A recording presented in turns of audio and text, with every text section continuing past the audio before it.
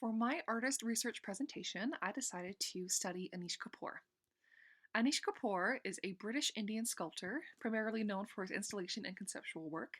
He was born in 1954 in Mumbai, India, and he moved to London in the 1970s to study art at the Hornsey College of Art. In his career, he's made dozens of solo exhibitions and commissions across the world, and won a Turner Prize, the Genesis Prize, and many more.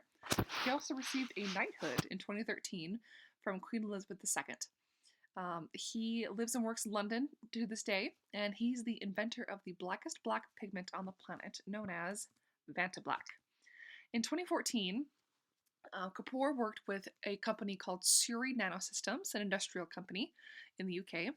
They made the blackest pigment on the planet, originally for the aerospace industry. But when Kapoor saw what it could do, he wanted to use it in art.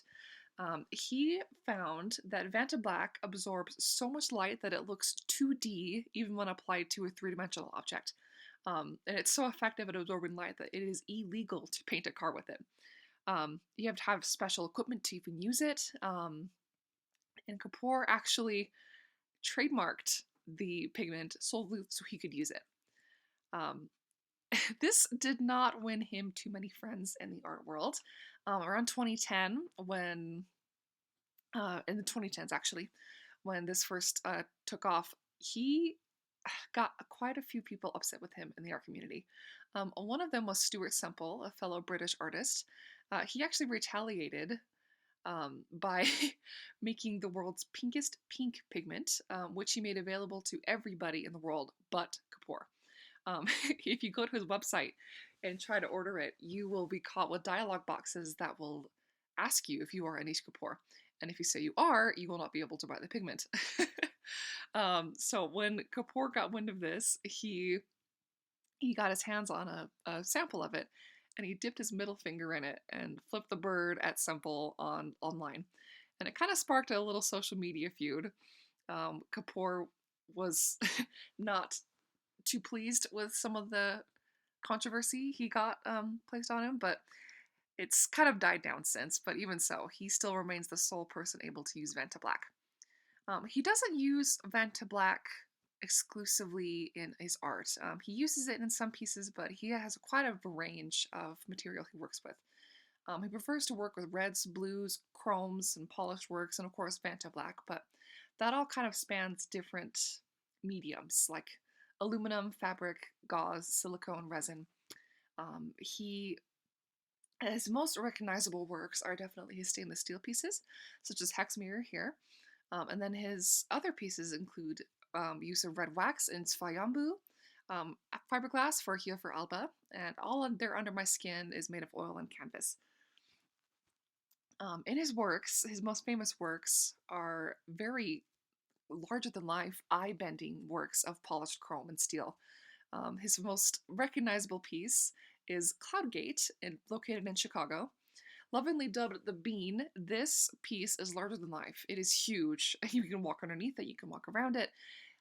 It's covered in these reflective plates that bend and twist the skyline and viewers, and it's beautiful.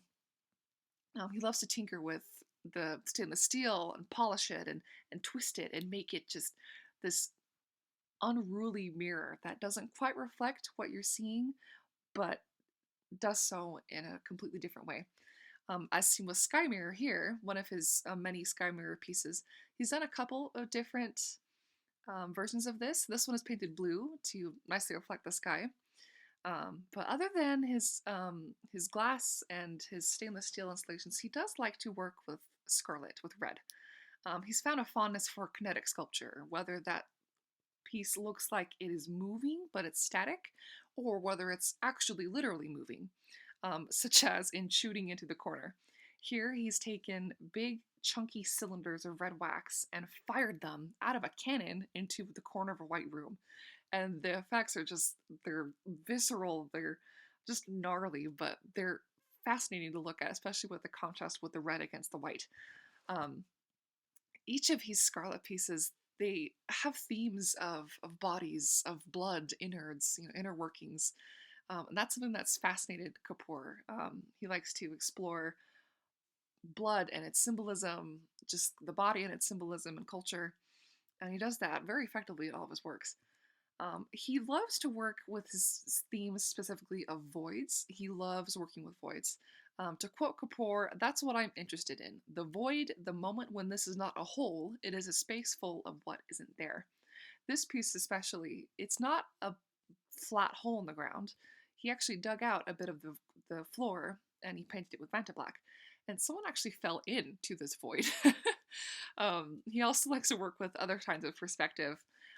In Leviathan here, he filled the Grand Palais in Paris with this giant blimp-like structure. It's it's rubbery, it's red, and you can walk inside of it. It's just massive.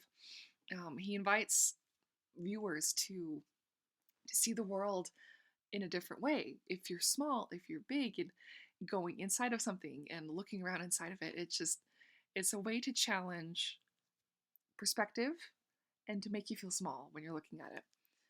He also enjoys working with optics and twisting light and bending the eye, especially with light and darkness too. He makes pieces that are just dizzying if you're not prepared for what you're looking at. And no matter what his medium, he can make a piece jump out at you. He can make it retreat. He can make it go completely flat.